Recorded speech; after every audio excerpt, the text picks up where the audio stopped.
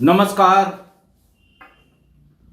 आज मैं फिर आपके सामने अपराध की एक और घटना लेकर आया हूं। अपराध की यह घटना जनपद मेरठ की है। थाना है किठौर। तारीख थी 22 जून 2003। कल परसों हमारे कुछ मित्रों ने ये लिखा है कि साहब आप 2003 2002 ये क्यों ऐसा कर रहे हैं आप लेटेस्ट। देखिए, मैं बार बार कहता हूं कि हम हर तरह के अपराध जितनी आपकी जानकारी में है या जितना आपकी नज़र में आता है, जितना आप अखबार में पढ़ते हैं, मैं उस तरह के अपराधों का जिक्र इसलिए करता हूं ताकि हमारा किस्सा गोई परिवार एक्सपीरियंस में रिच रहे, उनसे बचने के लिए। समाज में क्या हो रहा है उसकी जानकारी हमारे पूरे किस्सा गोई परिवार को रहे।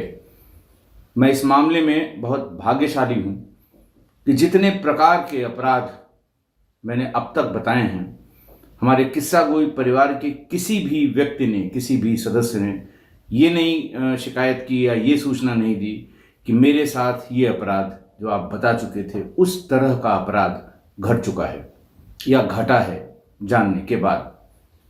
इसीलिए मैं हर तरह के अपराधों के बारे में जानकारी आपको शेयर करता हूं। जैसा मैंने बताया कि आज का वाकया 22 जून 2003 का है, थाना किठौर और जनपद मेरठ का। मेरठ में किठौर थाना की 14 साल की एक लड़की थी मुंजरीन। वो अचानक प्रिंट और इलेक्ट्रॉनिक मीडिया में उसका नाम चलने लगा। कारण था कि उसके शरीर के अलग अलग हिस्सों से सुई का निकलना। उस जमाने में तब के अखबारों में, समाचार न्यूज चैनल्स में चारों तरफ ये चर्चा का विषय था कि उसके शरीर से, कभी हाथ से, कभी पैर से, कभी कमर से सुइयां निकलती हैं।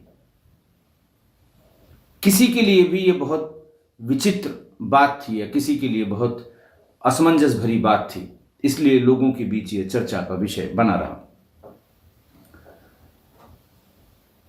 जब भी उसके बदन के किसी हिस्से में दर्द होता था तो डॉक्टर चीरा लगाकर यानी ऑपरेशन करके उसमें से सुई बाहर निकाल देता था। ऐसा करने के बाद जब मुंजरीन अपने उस डॉक्टर के यहां से चीरा लगवा के और सुई जो उसमें से निकलती है उसको एक कागज में लपेट के बाहर निकलती थी, तो उसको प्रेस वाले, प्रिंट और इलेक्ट्रॉनिक मीडिया के सारे लोग घेर लिया करते थे। एक हाथ में कागज में जो सुई निकली है वो हाथ में लिए रहती थी। उसके फोटोग्राफ प्रिंट मीडिया वाले और इलेक्ट्रॉनिक मीडिया वाले उसकी वीडियो क्लिपिंग बनाते थे। लड़की और उसके पिता आबिद का बयान लिया जाता था, जिसको टेक्निकल भाषा में बाइट कहते हैं टीवी वाले। लड़की ये कहती थी कि उसको पता नहीं कि ये सुइयां उसके शरीर के भीतर कब और कैसे आ गईं। उसे तब पता लगता था जब उस जगह पे दर्द होने लगता था। वो अपने डॉक्टर के पास जाती थी, वो एक्सरे कराते थे, 200 रुपए में एक्सरे कराते थे। फिर अगला 200 रुपए लेते थे उसको ऑपरेट करके यानी चीरा लगाकर चिमटी से उसको बाहर निकालने का। उसने ये भी बताया कि हर बार उसको डॉक्टर के पास उसके अब्बू लेकर जाते थे। टीवी के सामने मुंजरीन ने बार बार यही बयान दिया। थोड़े चैनल थे लेकिन हर चैनल पे ये खबर आई मुंजरीन को ये कहते हुए कि साहब ये सुई है, ये मेरे पैरों के पास से ये चीरा लगाया गया है, ये ड्रेसिंग हुई है हमारी और इसमें से निकाला गया है। उसके पिता आबिद का बयान जो अखबारों और टीवी में आता था वो यही कहते थे कि साहब ये कुदरत का करिश्मा है। मैं कैसे बता सकता हूं कि सुई कहां से इसके जिस्म में पेवस्त हो गई, मुझे बिल्कुल जानकारी नहीं है।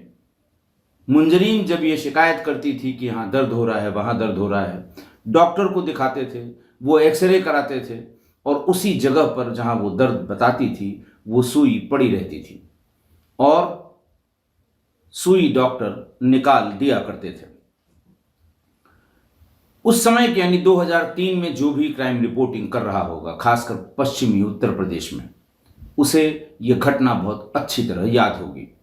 अगर कोई उस समय टीवी चैनल में, जो थोड़े बहुत टीवी चैनल उस समय चलते थे, उनमें अगर कोई रहा हो क्राइम रिपोर्टिंग करता हो, तो अपने आर्काइव्स में निकाल कर देख सकता है। हफ्तों ये खबर पूरे नेशनल मीडिया पर चली थी। इसका असर ये हुआ कि आबिद के गांव के आसपास के लोग मुंजरीन से मिलने, मुंजरीन का हाथ चूमने, मुंजरीन को देखने आने लगे और उसके घर में भारी भीड़ इकट्ठा होने लगी। अखबार वाले भी रोज इसी तरह की फोटोग्राफ कि आबिद के घर के बाहर इतनी भीड़ और फला मिलने आए और फला मिलने आए, ये फॉलो अप में रोज रोज खबरें छपती रहीं। जब हफ्तों टीवी और अखबारों में यह खबर छपी, तो मेरठ मेडिकल कॉलेज के डॉक्टरों से भी अखबार वालों ने और टीवी वालों ने पूछना शुरू किया। आप जानते हैं, जो खबर की दुनिया में हैं, जो पत्रकार हैं, जो खबरची हैं, किसी खबर के फॉलो अप के लिए उन्हें नई नई चीज़ें हर दिन देनी होती हैं। इसी सिलसिले में मेडिकल कॉलेज के डॉक्टर्स और प्रिंसिपल से खबरों के सिलसिले में लोगों ने बात की। सभी डॉक्टर्स ने साफ मना कर दिया कि मेडिकली ये संभव नहीं है कि भीतर अपने आप सुई बन रही हो, सुई पैदा हो रही हो।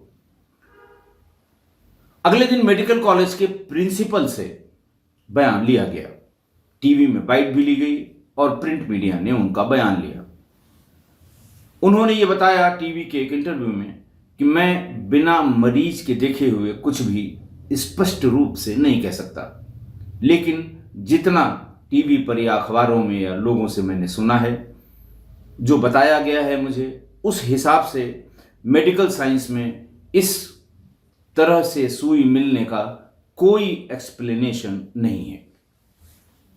खैर, कुछ जिज्ञासु पत्रकार होते हैं, वो तब भी नहीं माने। वो आबिद को घेर घार करने लगे कि भाई डॉक्टर तो मना कर रहे हैं कि ये संभव नहीं है, क्यों नहीं एक बार तुम मेडिकल कॉलेज में बच्ची को दिखा लेते हो। बहुत घेर घार करने पर आबिद मान गए। आबिद अपनी बेटी मुंजरीन को लेकर मेडिकल कॉलेज गए। वहां जाके डॉक्टर्स को दिखाया, उसका एक्सरे कराया गया।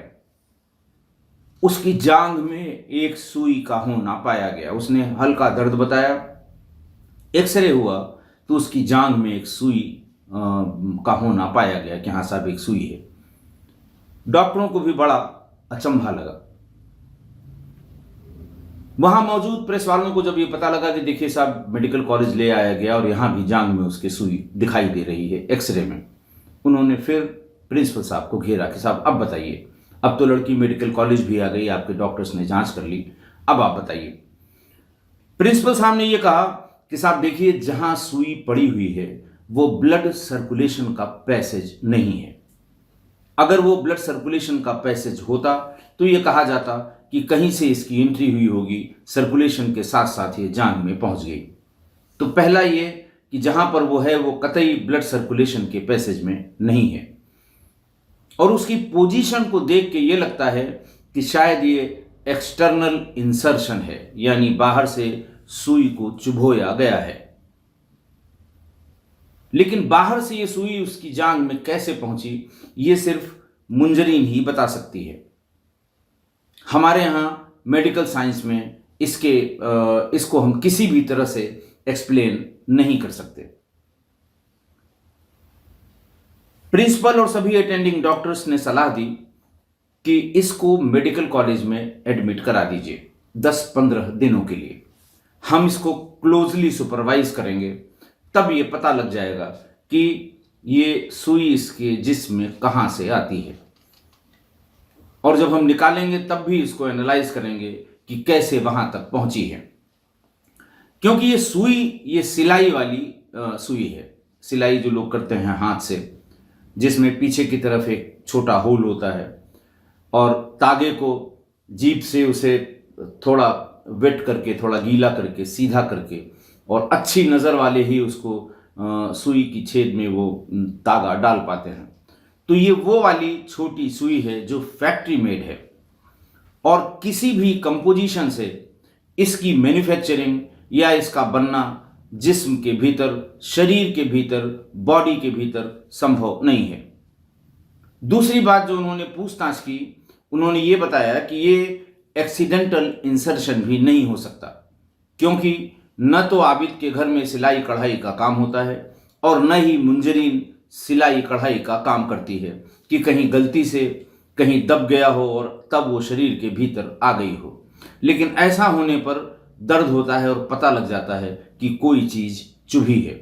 मुंजरीन इसके बारे में कभी नहीं बता सकी कि ये भीतर कैसे आई। जब डॉक्टरों ने उसकी घेराबंदी की कि आप एडमिट कर दीजिए, 15 दिन में हम आपको सही से बता देंगे कि ये कहाँ से सुई आती है। आबिद ने कहा 2 दिन बाद मेरी बड़ी बेटी की शादी है, इसलिए हम इसको एडमिट नहीं कर सकते। इसको एडमिट करेंगे फिर हम शादी में ले जाएंगे, फिर एडमिट करना होगा। ऐसी कोई इमरजेंसी नहीं है। शादी के बाद अगर ये समस्या फिर हुई तब मैं इसे लाऊंगा और एडमिट भी कर दूंगा। इतनी डिटेल में जांच पूछताछ, अगले दिन अखबारों में आधे आधे पन्ने की खबर निकली कि मुंजरीन मेडिकल कॉलेज लाई गई। जांघ में एक्सरे में एक सुई निकली। डॉक्टर का कहना है कि ये ब्लड वेसल्स में नहीं है। डॉक्टर्स का कहना है कि ये किसी भी मैकेनिज्म से भीतर अपने आप नहीं बन सकती। ये भी कहा गया, ये भी लिखा गया कि प्रिंसिपल ने कहा है कि ये सिलाई करने वाली महीन और सबसे छोटी वाली सुई है। ये फैक्ट्री मेड है, इसके भीतर बनने का कोई सवाल नहीं उठता। उस समय जो एसपी देहात थे श्री MP सिंह, रिटायर हो गए बहुत पहले और जहां तक मेरी जानकारी है शायद उनकी मृत्यु भी हो गई है। वो वहीं पास में मुजफ्फरनगर के रहने वाले थे और एसपी देहात थे मेरठ में। उन्होंने भी इस खबर को पढ़ा। उनके साथ के पढ़े हुए कई लोग मेडिकल कॉलेज में डॉक्टर्स थे। जिन जिन लोगों का बयान अखबारों में छपा था उनमें उनके मित्र भी थे जो उनके साथ पढ़े हुए थे। उन्होंने फोन किया कि डॉक्टर साहब ये क्या बवाल है, रोज रोज बस वही खबर, ऐसा लगता है कि दूसरी खबर अखबार में छपने लायक है नहीं। 10 दिन हो गए हैं ये छपते हुए।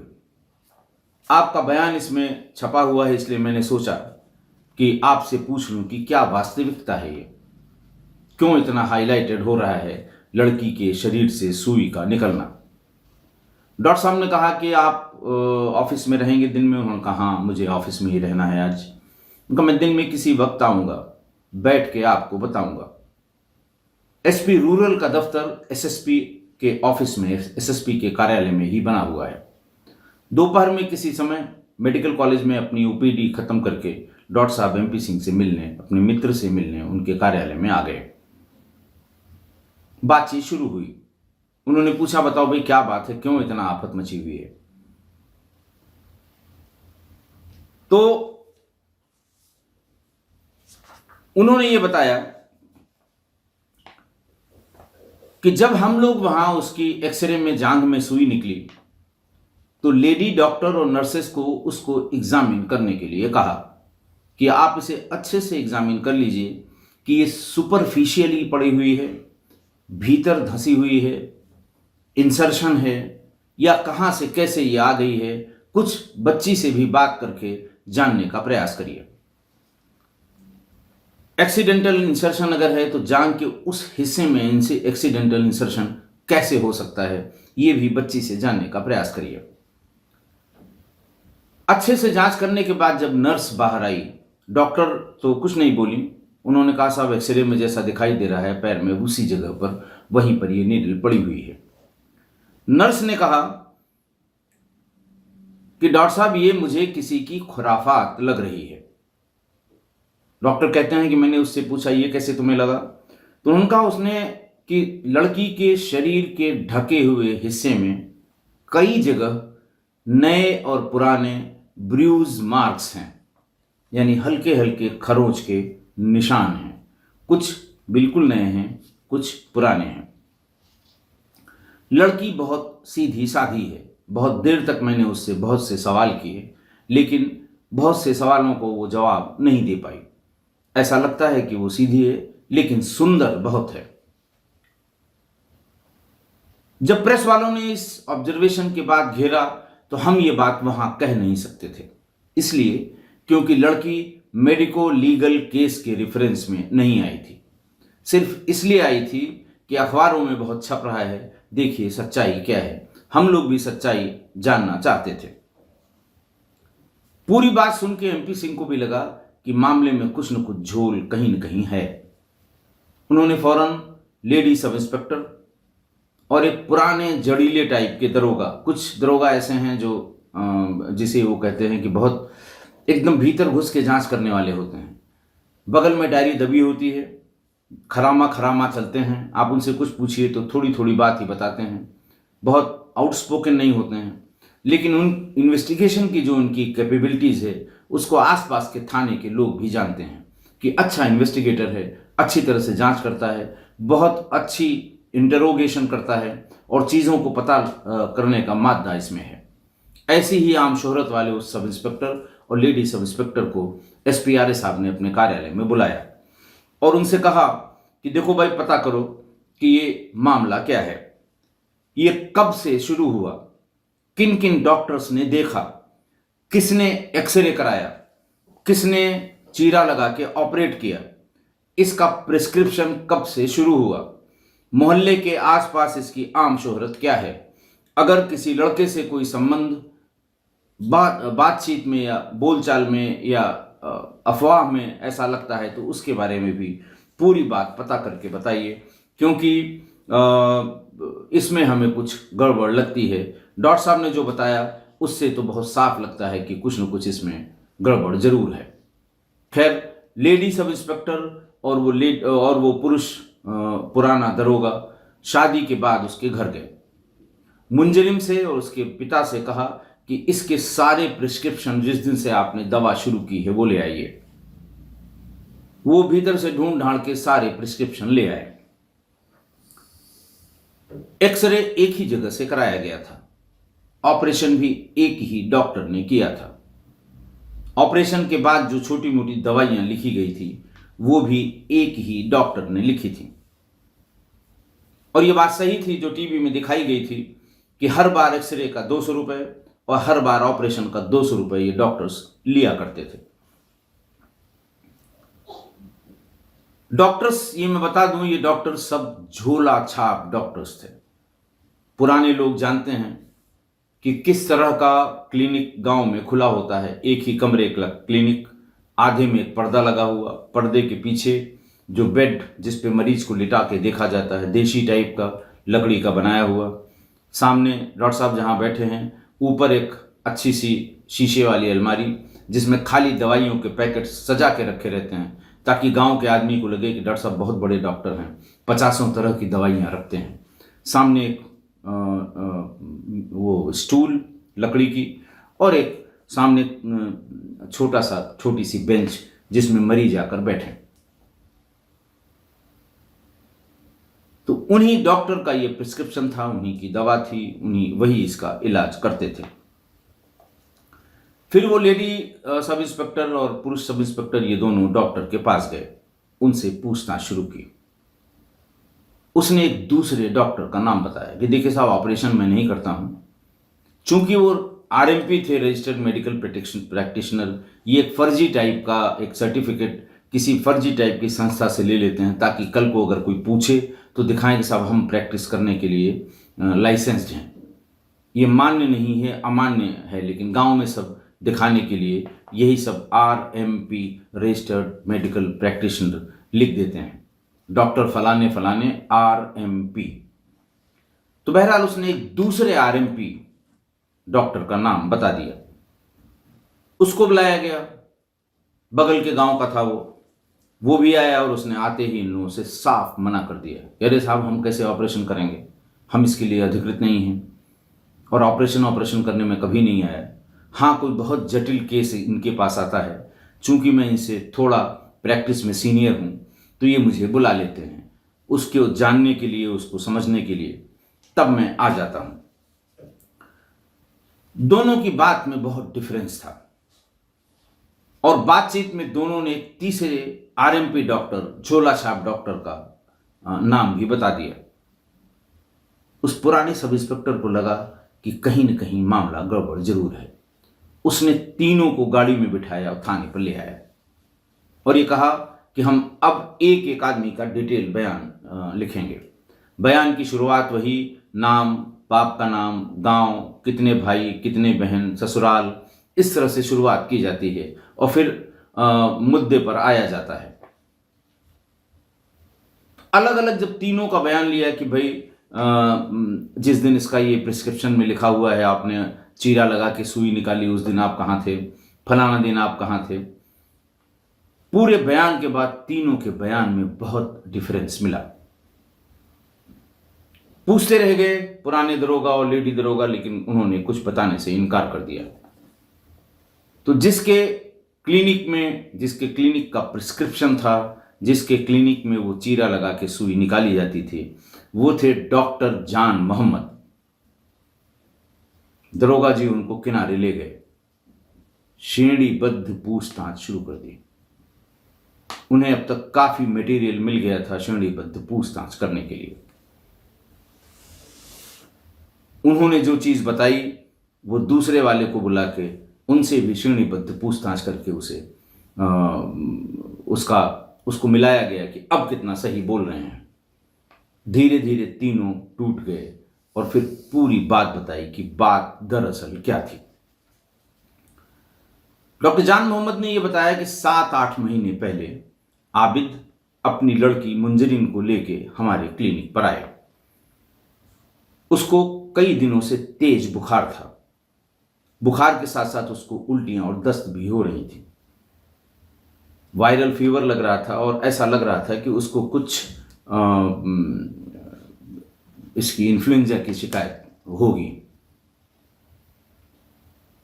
लड़की को मैंने देखा, उसकी नाड़ी देखी और ये देखा वो देखा।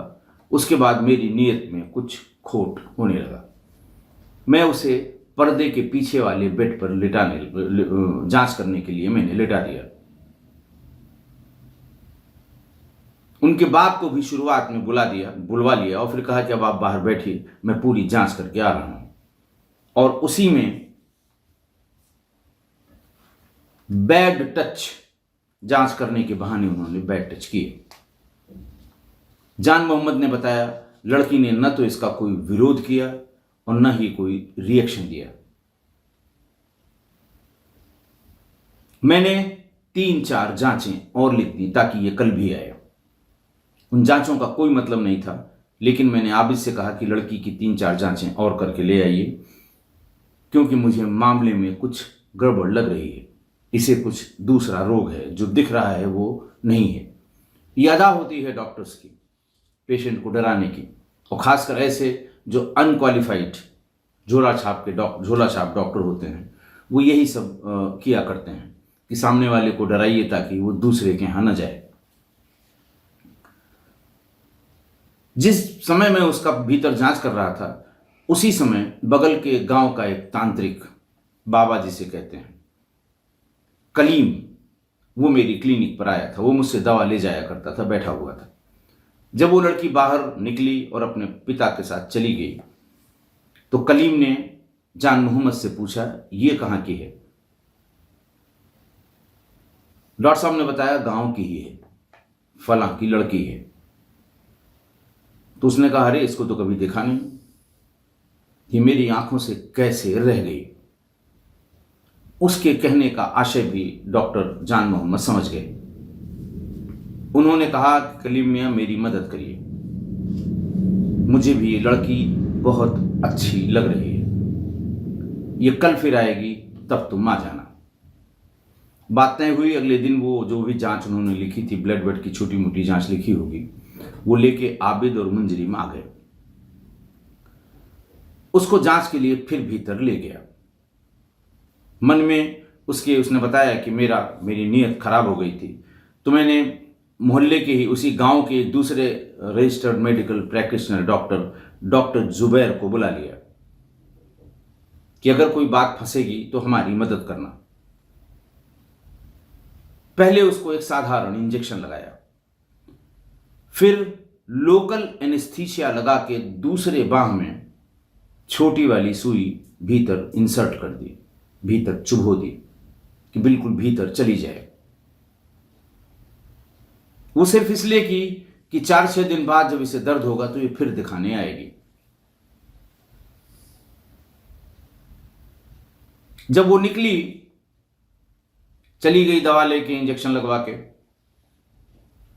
तो कलीम से इन्होंने डॉक्टर जान मोहम्मद ने कहा कि देखो ये 4-5 दिन बाद फिर आएगी, बस तुम्हें ये बात कहनी है, तुम जब आएगी तो मैं बता दूंगा कब इसको आना है। तुम्हें ये कहना है कि इस लड़की पे जिन्न का साया है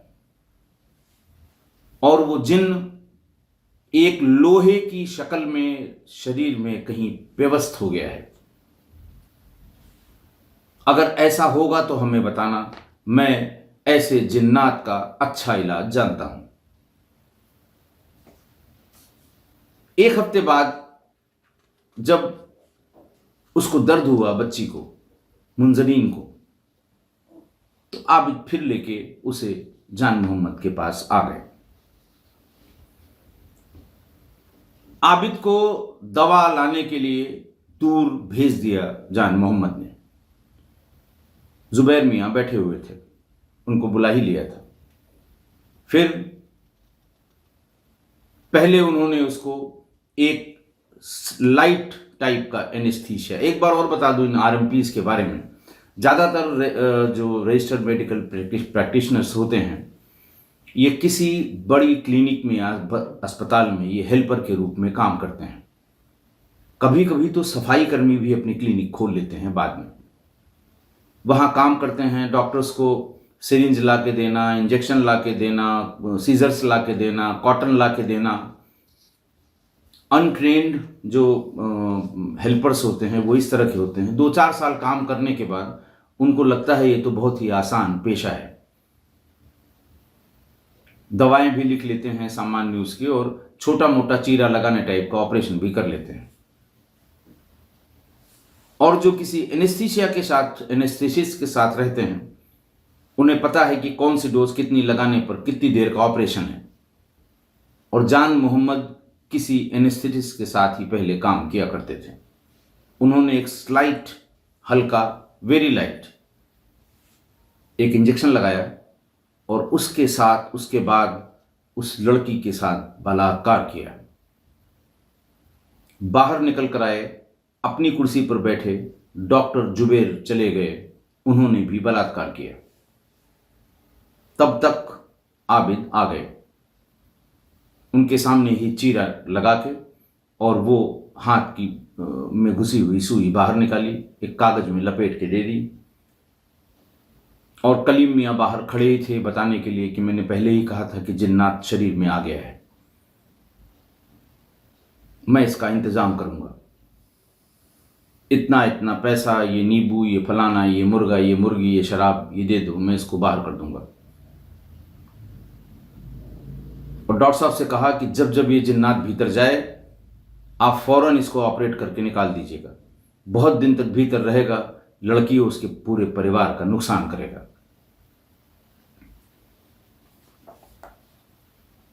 जान मोहम्मद ने बताया कि मैं जहां से ये एनेस्थीसिया के इंजेक्शंस ले आता था, वो भी पास के ही गांव में एक आरएमपी डॉक्टर हैं, डॉक्टर मामूर।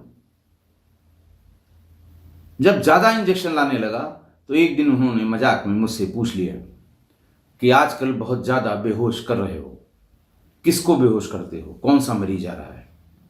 मैं डर गया कि लगता है इनको भी पता लग गया। जब मैंने बताया तो उन्होंने कहा मुझे भी बता देना। यह कारवां बढ़ता गया और तांत्रिक कलीम के समेत 5 लोगों ने 8 महीने तक उस नाबालिग बच्ची के साथ बलात्कार किया। लेडी सब इंस्पेक्टर और सब इंस्पेक्टर ने आके पूरी बात एमपी सिंह को बताई। एमपी सिंह गुस्से में लाल हुए।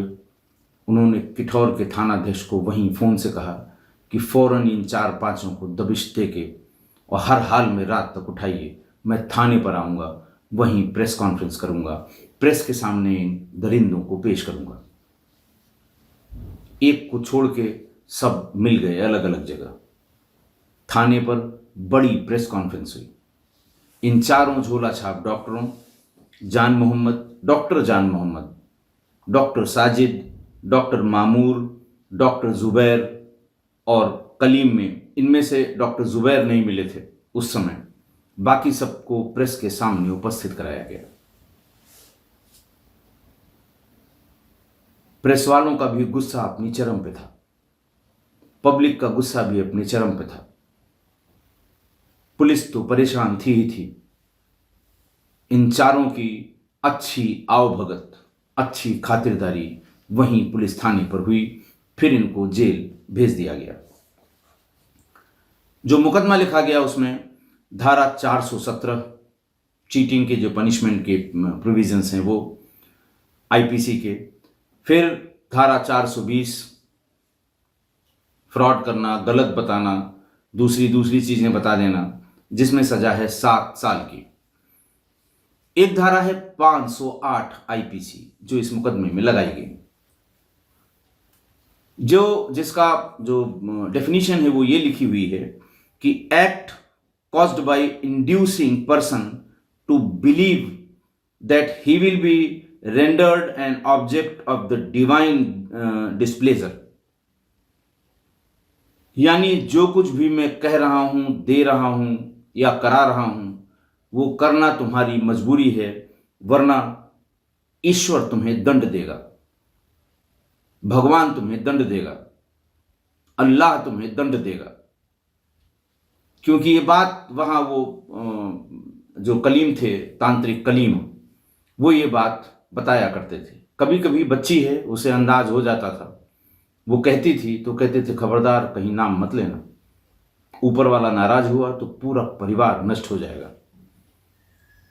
506 जान से मारने की धमकी देना, 323 यानी वो सुई चुभो चुभो कर शरीर को चोट पहुंचाना, और 376 यानी बलात्कार की धाराएं।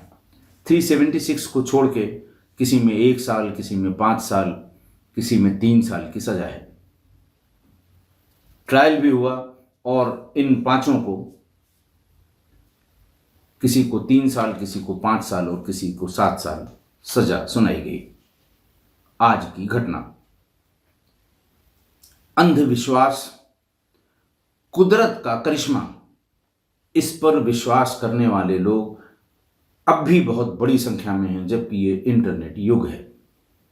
गैर पढ़ा लिखा आदमी या औरत, पुराना हो या नया हो, वो भी नेट पर अपनी ज़रूरत की चीज़ें ढूंढ लेता है। उसे पता है कौन चीज़ सही है, कौन गलत है। लेकिन सिर्फ इसी अंधविश्वास के कारण कि साबित तो कुदरत का करिश्मा है।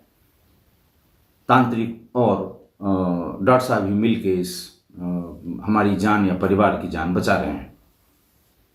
ये जो कुछ भी कर रहे हैं सही कर रहे हैं।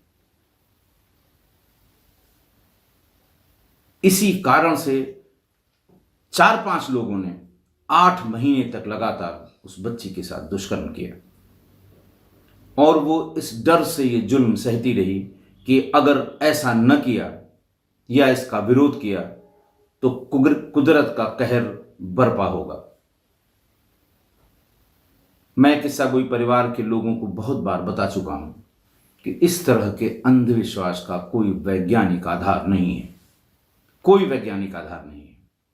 आप अपने धर्म के सहारे या किसी और चीज से इसको मानते होंगे, आप माने, हमारे मना करने से आप नहीं मान जाएंगे। एक बार मैंने इस किसी एपिसोड में जिक्र किया था, बहुत से लोगों ने इस पर टिप्पणी की थी कि नहीं साहब होता है, आप गलत कह रहे हैं, हम मानने वाले हैं। बिल्कुल मानिए, लेकिन उसकी एक सीमा भी रखिए। सीमा के बाहर अंधविश्वास को मानने से नुकसान के सिवा किसी को फायदा नहीं हुआ। ये मेरा व्यक्तिगत तजुर्बा है। और इन झोला छाप डॉक्टर्स से, इनके झांसे में अगर आप आ गए तो आपके साथ कैसा बुरा होगा इसका आपको शायद अंदाजा भी नहीं है। आशा है आप मेरी इस बात से सहमत होंगे। हाँ, एक बात और, मैं कल एक गवाही के सिलसिले में बरेली जाऊंगा सुबह सुबह और बहुत देर रात लौट पाऊंगा, इसलिए शायद कल आपसे भेंट नहीं होगी। जाऊंगा, कोर्ट का वो काम करूंगा, फिर वापस आ जाऊंगा। इसलिए हमारी आपकी अब मुलाकात परसों होगी। आज के लिए बस इतना ही। बहुत बहुत धन्यवाद।